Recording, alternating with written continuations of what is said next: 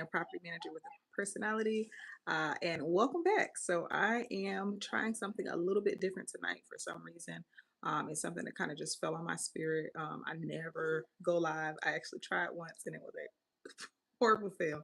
But it is something that I felt was necessary in my spirit for tonight. So um, I appreciate your patience as I walk out my obedience. In this season, that is something that I have been more committed to than ever. So here I am. I'm rehearsed, unscripted, all of that good stuff. Got prepared for the night and decided to hop on. So purpose for tonight, I would say, is really just reintroducing myself, why I'm here in this space, why you guys will be seeing me more often, and to introduce this concept of the night shifts. I am a, a mother. I'm a wife, I'm a mother. And I started my space and I started my channel from a place of, because we're also business owners.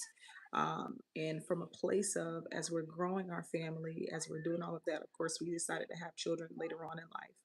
Um, so I'm a big old grown adult out here um, with real career responsibilities and things of that nature. But we still decided to grow our to grow our family during this time frame, and that's something that we're even more committed to than we are for our careers. But we are in a position right now where we are literally trying to figure out how to do both, right?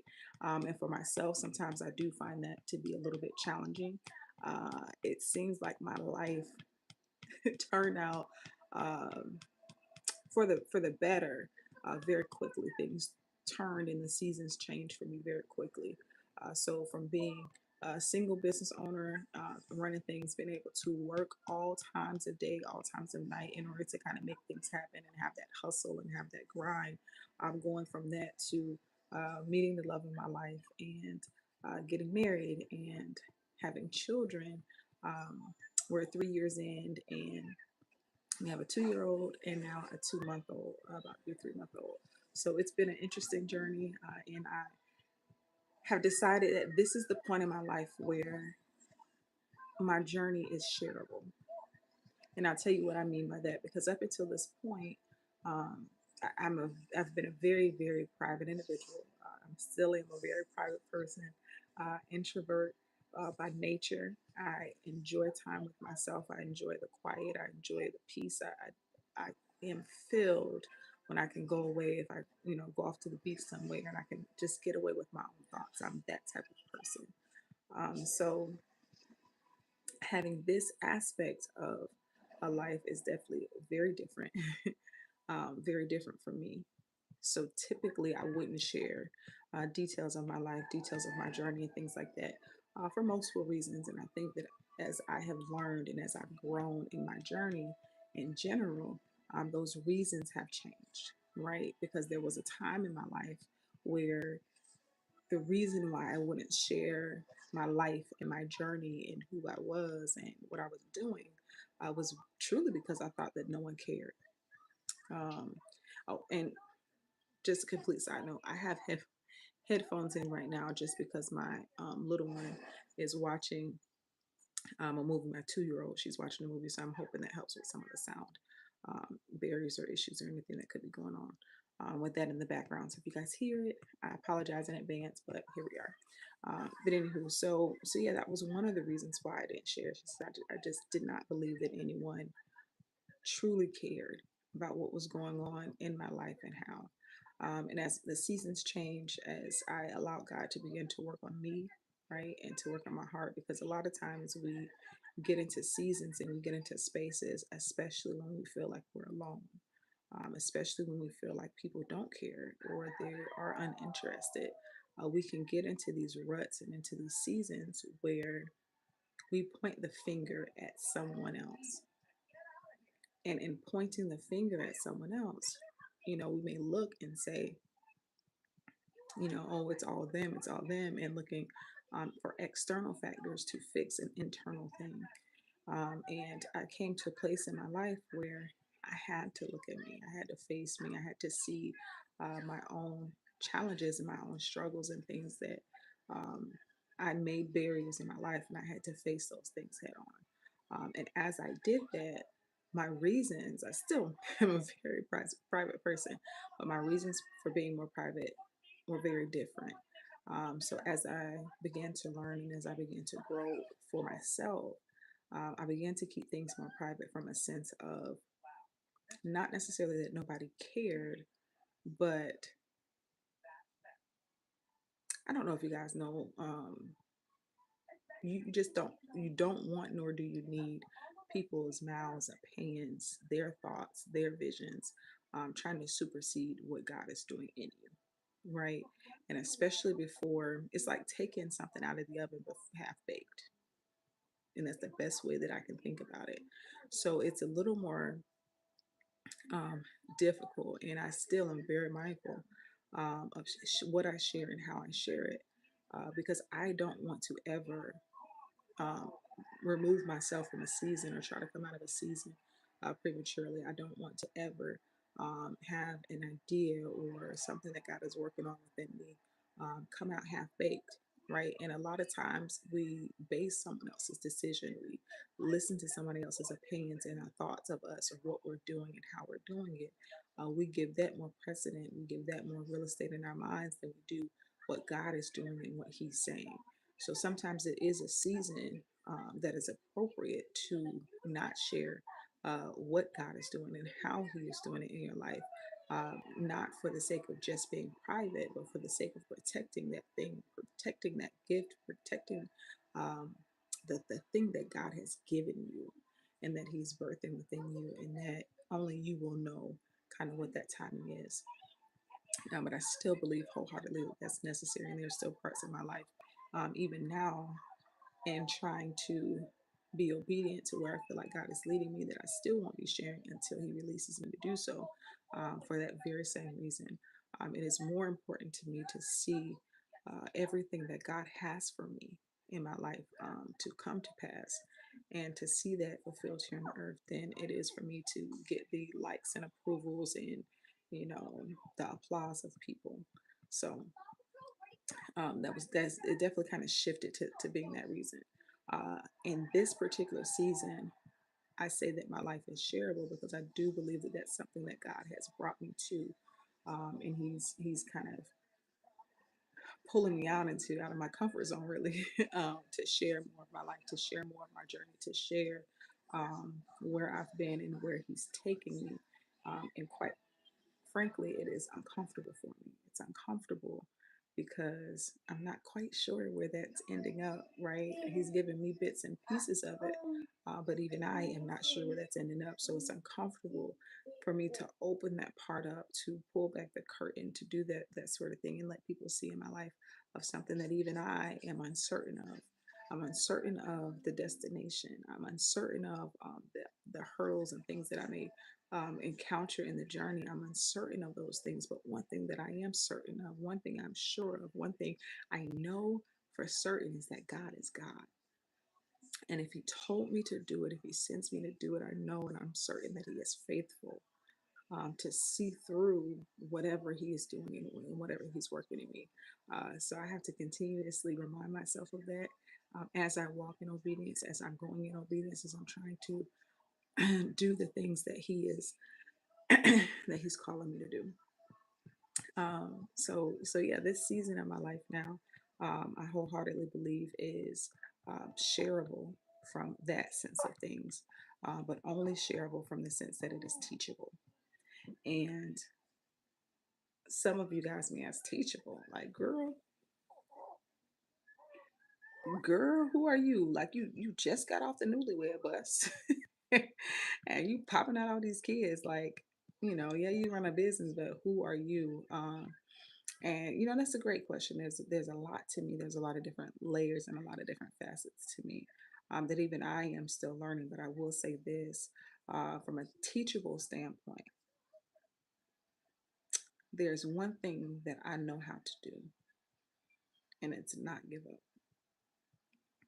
And when it comes to running a business, when it comes to motherhood, when it comes to being a wife, when it comes to Really striving for excellence in every aspect of your life, and trying to do that, there is nothing that I can give you that the Lord really shouldn't be giving you.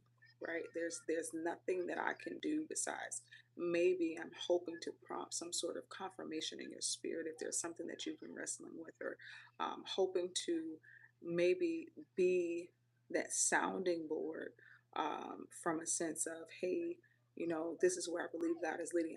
There's nothing that I can do. I point you back to God, right? There's nothing that I can do, but point you back to the source and the only one who can truly, not only give you the vision, but help you run with it and know how to run with it and how to turn with it and where to go with it. But I can be, and will be, that cheerleader. I can be, and what I can't teach is how to not give up, right? There were so many times that, in my journey of life, where not only could I have given up, I feel like I had very good reason, right, to give up, to throw in the towel. And where I am to date is, look, if I ain't give up then, there ain't nobody giving up now. So to be able to continue a journey like this one with positivity, to continue a journey like this one with grace, um, to lead with grace, and yeah, just be dedicated and determined to see through what God has given us. And does that mean perfection? Absolutely not. Does that mean that I have all the answers? Absolutely not. Does it mean that there are some things that I will get right and there's some things I get wrong? Yeah. But for those who want to come along for the journey, um, here I am. Here I am. So that's a little bit about me. Of course, you guys will learn and get to know me a little bit better, as we continue on with this journey. I'm not sure how many more times I'll get on it live, on live this time of night. It is 4:59 in the morning right now, but it is something that, again, I feel was prompted and necessary. So my alarm for my little one went off. So I have been having this, kind of like inside joke with myself. I don't know if you guys are those type of people where you have those inside jokes, but I've been having this like inside joke with myself that um, I'm on the night shift, right? Night duty. And and for me, I had to kind of find a humorous way to really compartmentalize what happened to me in becoming not only just a mother, new mother, but a second time new mom. I'm gonna check. You all right, Mama? Bring it here. Give it here. Give me the other part. Yeah, excuse me. Give it here, Mama. Avery, where did it go? Un momento. Give me just a minute, guys.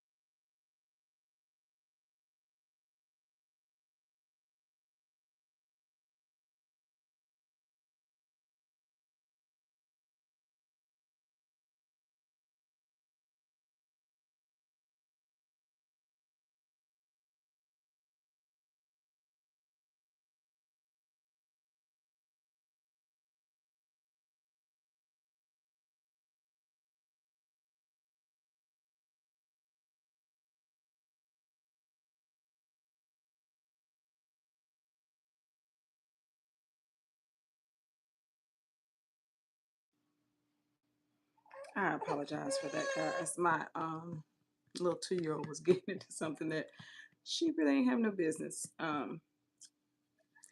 Here we are with live. I apologize. So yeah, so the night shift, right? So it's something that I was kind of like having to compartmentalize within myself in order to kind of navigate this new journey of being a second time new mom. And the night shift at the time was just like, okay, the hours just between 12 a.m. to 8 a.m. because that's when I have to start work. And I was getting extra frustrated because I would find myself, those are the main hours that I wanted to sleep, but I found myself being forced to be up during those hours because my kids' sleep schedule changed where they are up at those hours. And I found myself more and more becoming frustrated with, oh, I'm up again for another night, type of thing. Oh, I got to work in the morning and doing all, going through um, that whole battle, I guess, within my mind.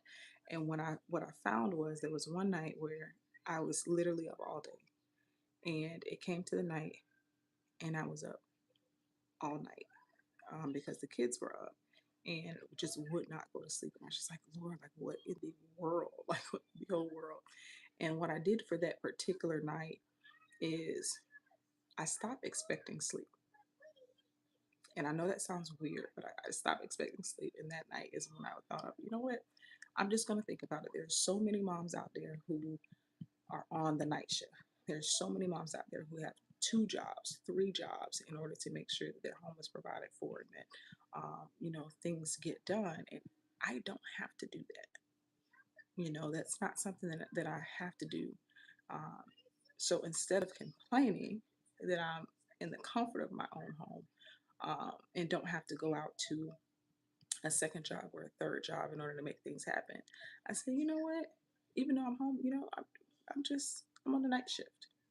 That's what it is, and that was the way that I was able to get through the night, um, and not be complaining and not be fussing and not be overstimulated for my children, overwhelmed with my children. Because you guys know, especially with as moms, that's the point where you start yelling more, you start fussing more, you start doing a whole bunch of other things that you really shouldn't be taking out on your children, but you tend to do that when you become stressed in those situations. So it's kind of where the whole night shift concept originally came from. But tonight, I was getting ready, and I was like, okay, here we go. So I'm getting ready for this whole night shift, and God really just shifted and changed my thought process, even in that. And that's where I felt prompted to come on and welcome you all to the night shift. And as I sat with that phrase, as I sat with the thought, the Lord just began to bring to me the night shift is your process season. The night shift is the time frame where you get still enough or you become quiet enough, right? Where you allow the cares of the world and the busyness of the world to finally be silent and you allow God to speak. The night shift is the time where you allow God to really take you through the process that is necessary in order to get you to your next season, in order to get you to your next destination, in order to get you to the next place that you need to go. That is the time frame. The night shift. Welcome to the night shift. And a lot of people don't realize the season that they're in. And for some, like myself, you are in a night shift season. You are in a season where God is working you through the process. He's working you through the pruning period. He's working you through the changes, the edits, that he's working you through the shifting process on your night shift. And if we're not careful, we can mishandle this portion of our life, this season of our life, this time frame of our lives. We can mishandle that in such a way where we become delayed in our next season. So for some of you, God is going to deal with you in your night shift. For some of you, it will be literal. Like for myself, it is literal where I find myself more nights than not. I find myself up. I find myself awake. I find myself, whether it's forced really with my children, but I find myself more from a literal sense up and awake for this night shift. But for some of you, it may not be a literal sense, but it will be spiritually where God is taking you through a night shift season, and you have to handle it delicately. You have to handle it lightly in order to ensure that you can birth forth the thing that God is bringing to you. The other thought that I had with this, and I won't be on this particular live for too long, but the other thought that I had with this, and God just ever so gently shifted my thought process in the way that I thought about this thing. What's done in the dark will come to the light. What's done in the dark will come to the light. That's not something that's a recommendation. It's not optional. It's a principle. What's done in the dark will come to the light. And you've always kind of heard that, and I've heard that, and that's how it's settled in my spirit. What's done in the dark will come to the light. And I wonder, like, Lord, what does that come from? Because from my sense of things, every time that I hear that, I hear it from a negative sense. Oh, child, what's done in the dark will come to the light. And we hear that kind of cliche, catchy phrase. And the way that God settled it with me tonight is that it doesn't always have to be from a season of something you've done that was bad. It doesn't have to be something that was horrible. What is done in the dark will come to the light, period. So what God is dealing with in the night shift season is what people are doing. What are we doing in the dark? Being intentional about what are we doing in the dark? What are we doing behind the scenes? What are we doing when no one's looking? What are we doing when people are not expecting anything of us? For some of us, we are surrounded and we're in a place where we're surrounded by people who expect nothing from us. Meaning, they don't expect you. Like, they're not mad because you're not a millionaire. They're not mad because you're not even a thousandaire, right? They're not mad. Why? Because they expect nothing of you. They can't see the greatness that God has put on you, on the inside of you. They can't see that. They don't discern that. They don't understand that.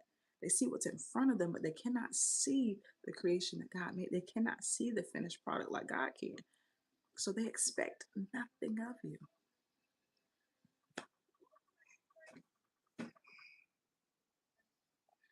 But in this season, God will be dealing with what in your night shift season. He will be dealing with what is done in the dark, what intentionally,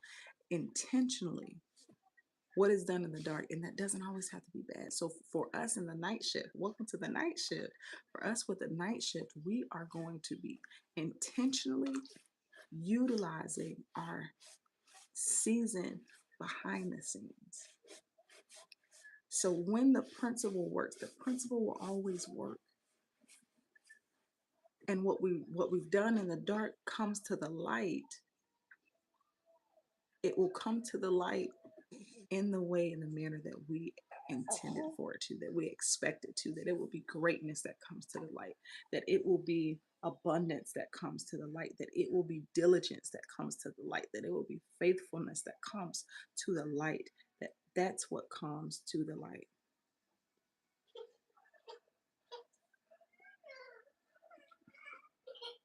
I'm going to go ahead and hop off here. I will take a little questions later on. I got to get my little one.